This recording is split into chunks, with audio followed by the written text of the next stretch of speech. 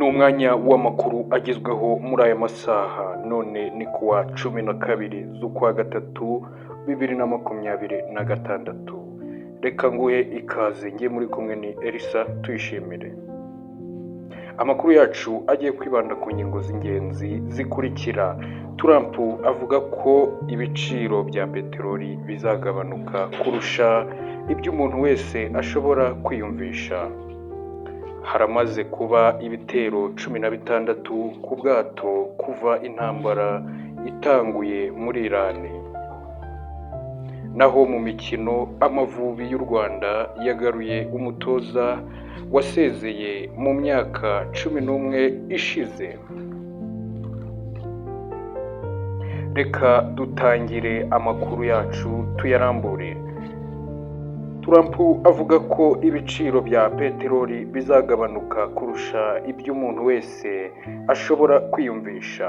Nk'uko twabitangaje, ibiciro by'ibikomoka kuri peteroli byongeye kuzamuka, bikaba byari bisanzwe byarazamutse muri iyi ntambara y'Amerika, Israel na Iran.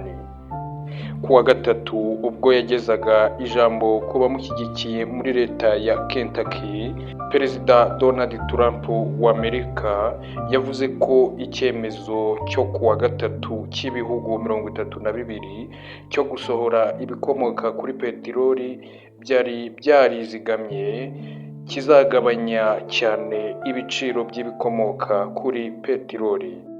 Mbere yaho, kuri uwo munsi, ubwo yasuraga ibikorwa by'ubucuruzi mu mujyi wa Cincinnati muri leta ya Ohio, Trump yise ihindagurika ry'ibiciro by'ibikomoka kuri peteroli ibintu bibaho mu ntambara.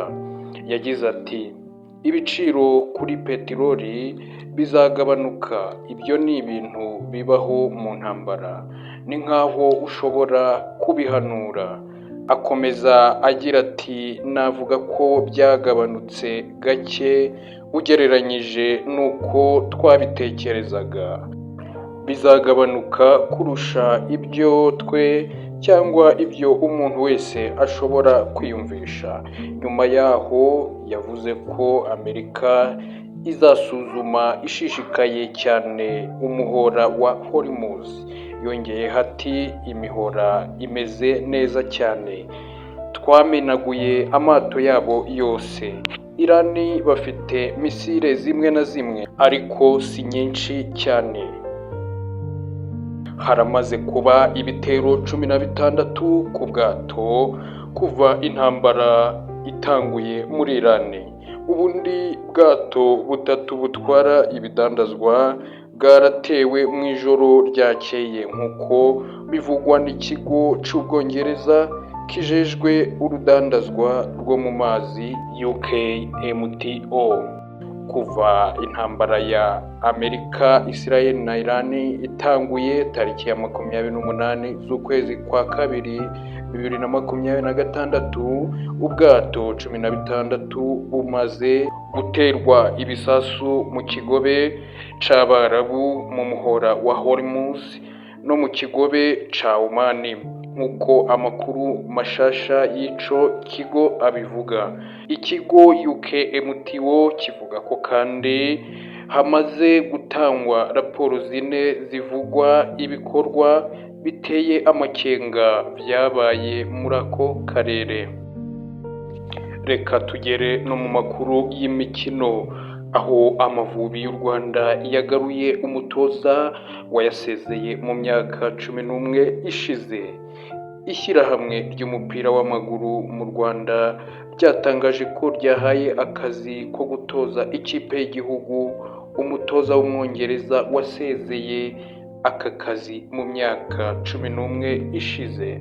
Stephen Constantine yahawe amasezerano y'imyaka 2 yo gutoza Amavubi n'ikipe y'igihugu y'abatarengeje imyaka 23. Amasezerano ashobora kongerwa hashingiwe ku musaruro, nk'uko Ferwafa ibivuga mu itangazo. Ikipe y'u Rwanda y'umupira w'amaguru imaze imyaka myinshi inanirwa guha umusaruro abakunzi bayo bifuza. Ferwafa yatangaje ko ishyirwaho rya Stephen rijyanye no gushaka kugera ku ntsinzi ku rwego mpuzamahanga muri Afurika no ku isi. Stephen w'imyaka 63 yatoje Amavubi mu gihe cy'umwaka umwe 2024 kugeza 2025. Mu mikino yatoje ikipe nta n'umwe yatsinzwe. Ku gihe cye Amavubi yavuye ku mwanya w'134 ku rutonde ngarukakwezi rwa FIFA agera ku mwanya wa 68 ku isi, umwe mu myanya myiza Amavubi yagezeho mu mateka yayo.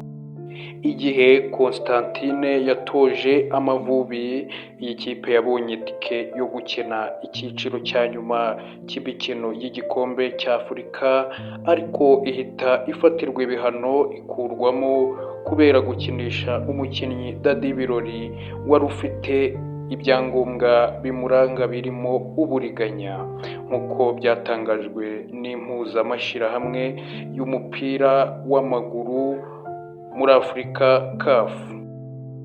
Constantine wahembwaga amadolari 11,000 ku kwezi, nk'uko byatangajwe n'umuvugizi wa Ferwafa icyo gihe, yahise asezera ku kazi avuga ko yabonye akeza kurushaho mu Buhinde. Kugeza mu mpera z'ukwezi gushize, Constantine yari umutoza w'ikipe y'igihugu ya Pakistan, nyuma yo gutoza amakipe y'ibihugu arimo Ubuhinde, Malawi, Sudani. Afatwa nk'umwe mu Bongereza batoje amakipe menshi y'ibihugu by'amahanga. Reka nkubwire ko rero amakuru yacu tubaye tuyahiniye aha. Amakuru yacu akaba yibanze ku ngingo z'ingenzi zikurikira. Trump avuga ko ibiciro bya peteroli bizagabanuka kurusha ibyo umuntu wese ashobora kwiyumvisha. Haramaze kuba ibitero 16 ku bwato kuva intambara itanguye muri Irani. Mu mikino twababwiye ko Amavubi y'u Rwanda yagaruye umutoza wayasezeye mu myaka 11 ishize. Amakuru yacu nakagaruka. Ciao ciao.